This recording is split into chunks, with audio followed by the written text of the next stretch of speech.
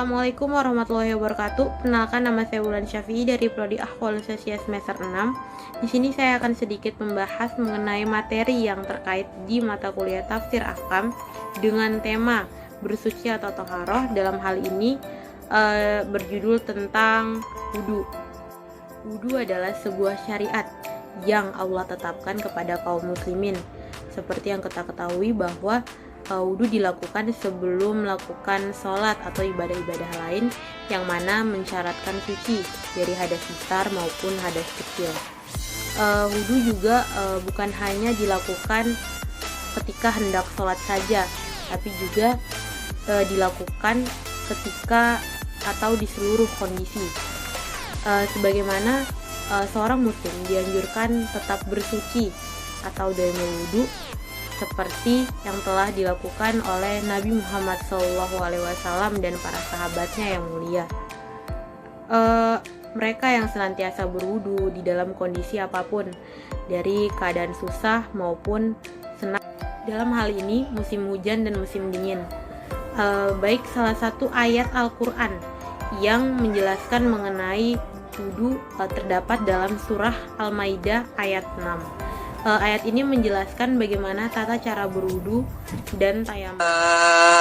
Ayyuhalladzina amanu idza qumtum ila sholati faghsilu wujuhakum wa aydiyakum ila al-marafiq فاغسلوا وجوهكم وأيديكم إلى المرافق وامسحوا برؤوسكم وأرجلكم إلى الكعبين وإن كنتم جنبا فاطهروا وإن كنتم مرضى أو على سفر أو جاء أحد منكم من الغائط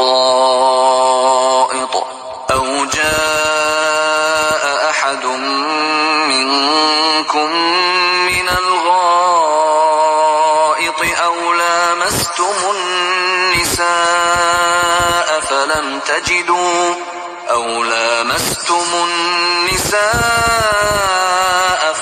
تجدوا ماء فتيمموا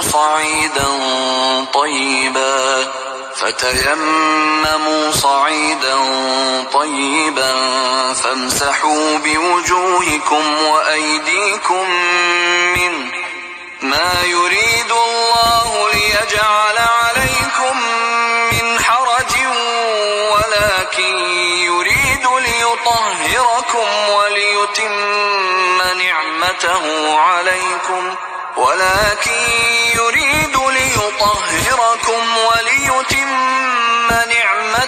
عليكم لعلكم تشكرون. Hai orang-orang yang beriman, apabila kamu hendak mengerjakan sholat, maka basuhlah mukamu dan tanganmu sampai dengan siku, dan sapulah kepalamu dan basuh kakimu sampai dengan kedua mata kaki. Dan jika kamu junub, maka mandilah. Dan jika kamu sakit atau dalam perjalanan atau kembali dari tempat buang air atau menyentuh perempuan, lalu kamu tidak memperoleh air, maka bertayamumlah dengan tanah yang baik atau bersih.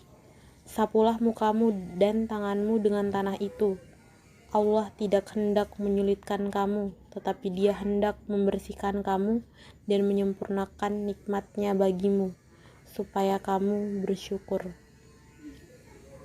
Ayat ini menjelaskan bahwasanya Allah Subhanahu wa Ta'ala memerintahkan kepada kaum muslimin atau orang-orang yang beriman untuk berwudu jika mempunyai hadas kecil ketika hendak sholat, yaitu dengan cara membasuh wajah, membasuh tangan hingga ke siku, mengusap kepala, dan membasuh kaki ke kedua mata kaki.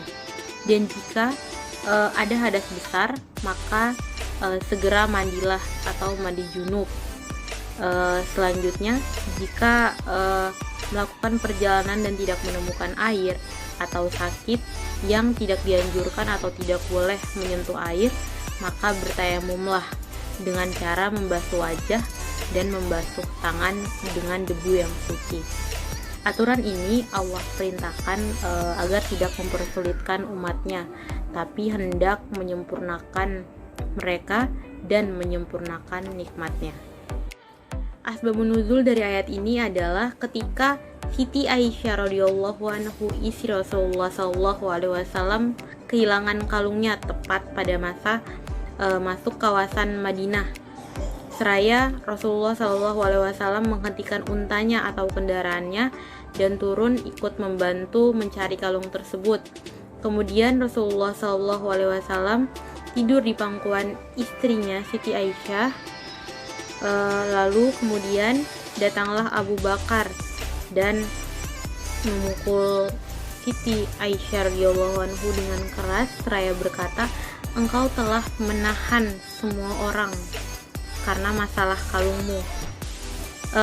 Dikarenakan peristiwa tersebut, Rasulullah SAW bangun dan tepat pada waktu itu masuk waktu subuh dan Rasulullah SAW beliau segera ingin mengambil wudhu dan hendak sholat, tetapi tidak mendapatkan air.